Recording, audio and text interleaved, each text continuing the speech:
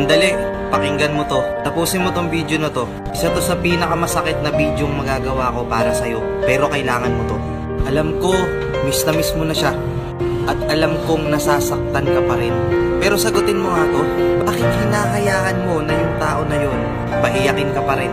Alam ko gumagawa ka ng way para makamove on. Nag-i-scroll ka dito sa TikTok para lang makalimutan. Pero at the end of the day, nasasaktan ka pa rin. Bakit hinahayaan mo na paulit-ulit ka pa rin yung saktan?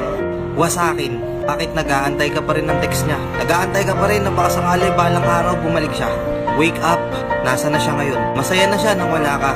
Masaya na siya na hindi ka nakakasama. Masaya na siya sa iba. Hahayaan mo lang bang ganun? Habang nagpapakasaya siya, ikaw nagmumuko ka pa rin dyan? Siguro tama na naman na yung ginugol mong oras para lang sa kanya, di ba? Gusto ko lang sabihin sa'yo, stop na, okay?